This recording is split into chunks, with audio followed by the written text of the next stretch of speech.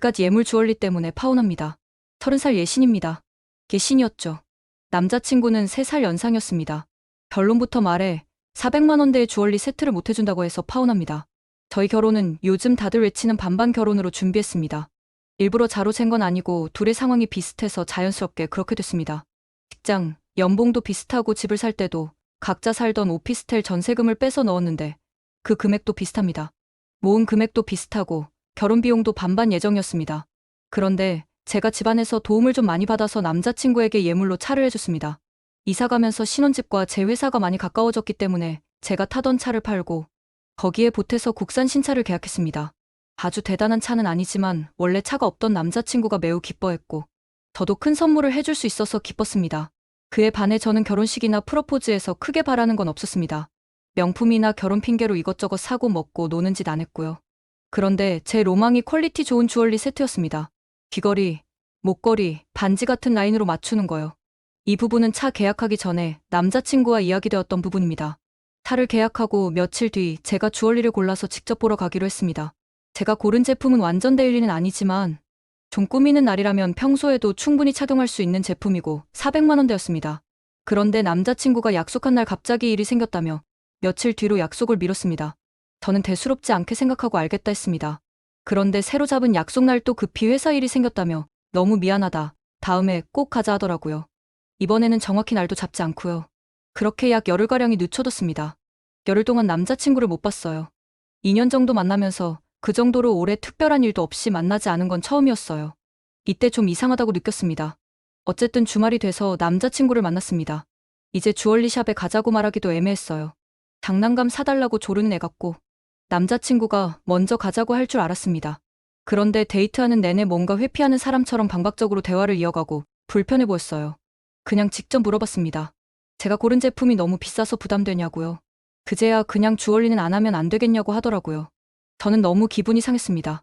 이 결혼에서 신부로서 원하는 게 딱 400 몇십만 원이었는데 그걸 못 사서 서운한 건 둘째치고 차 계약 전날까지는 그래 그거 사자 하다가 딱 계약하고 오니 만남 피하면서 말 바꾸는 게 제일 화가 났습니다. 사람 놀리는 것도 아니고 처음부터 힘들다고 말하든가요. 그리고 남자친구 수입이며 저축한 금액 등을 생각하면 그 정도 예물로 못할 것도 아닙니다. 남자친구는 그런 비싼 액세서리 사봤자 하지도 못할 거 왜 굳이 사냐. 그걸로 집 대출을 갚자, 신행을 가자 이런 입장입니다. 앞서 말했듯이 충분히 평상시 착용할 수 있는 디자인입니다. 제가 그럼 내가 해준 차도 취소하고 대출금으로 넣자 했습니다. 그러자 차는 어차피 둘이 같이 쓰는 거랍니다. 그런데 전 회사가 가까워져서 결혼하면 오히려 지하철로 출퇴근할 예정입니다. 또 차는 제 의견이 거의 들어가지 않은 순수하게 남자친구가 고른 차입니다. 물론 같이 탈 일도 있겠죠. 하지만 제가 계약할 때도 그냥 남자친구 선물로 생각했지 침대 마냥 같이 쓸 혼수라고 생각하지는 않았습니다. 저는 오빠가 안 해주겠다면 내 돈으로라도 사겠다고 했습니다. 그러자 왜 분수에 맞지 않는 사치를 부리려 하냐며 이성적으로 생각하면 당연히 집 대출이 우선인데 왜 그깟 보석에 헛돈을 쓰냐입니다. 결혼을 앞둔 여자들이 메리지 블루에 걸리는 것처럼 제가 판단력을 잃었다네요. 자기 말대로 하는 게 나중에는 잘했다고 생각할 거라고. 이날은 대판 싸우고 집에 갔습니다. 데이트할 때 뭘 먹거나 어디 여행 갈 때도 과하게 구두쇠처럼 굴고 사람 기분 상하게 하진 않았던 사람이라 더 당황스러웠습니다. 남자친구 말대로 제가 억지를 부리고 있나 싶기도 했고요. 다음에 만났을 때 그럼 오빠 차도 취소하고 내 취향도 반영하고 가격도 좀 더 낮춰서 다시 계약하자고 했습니다. 그러자 절대 안 된다며 그깟 액세서리 못 사게 했다고 악감정으로 이러는 거냐. 사람을 가지고 노는 거냐 하더라고요. 나는 결혼 예물 400도 못 쓰는데 오빠는 거의 4천 가까이 쓰는 게 말이 안 되지 않냐. 오빠 말대로라면 차도 최대한 절약해서 집 대출로 넣는 게 맞지 않냐 하면서 유치하게 싸웠습니다.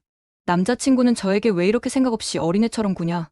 그렇게 안 맞는데 결혼하니까 남들한테 과시할 게 그렇게 필요하냐 그러고요. 그 과정에서 남자친구가 자기 것 못 버리고 나한테만 근검절약을 강요하는구나. 정말 이기적이구나 많이 느꼈습니다. 예물로 주도권을 쥐려는 건가 싶기까지 했습니다. 그제야 남자친구가 평소에 자기 취미에 1, 20씩 쉽게 쓰던 것, 최상급 용품들 한 번씩 지르던 것, 기분 따라 돈을 쓰는 경향이 있었다는 것 등 일부러 외면했던 게 보이더라고요. 자기 회사 여자 동료들이 고급 호텔이나 명품 인스타 올리면 못마땅한 시선으로 보던 것도요. 저도 그런 과시적 소비 싫어해서 별 생각 없었는데 제가 부인이 되면 저도 자기의 이중적인 기준에 맞춰야 하는 거였나 봐요. 결국 파혼 통보했습니다. 남자친구는 이게 말이 되냐며 난리였어요. 결혼을 이렇게 쉽게 생각하냐, 자기를 이렇게 쉽게 생각하냐. 겨우 그 액세서리 때문에 결혼을 무른다는 게 말이 되냐, 차값이 아깝냐 등.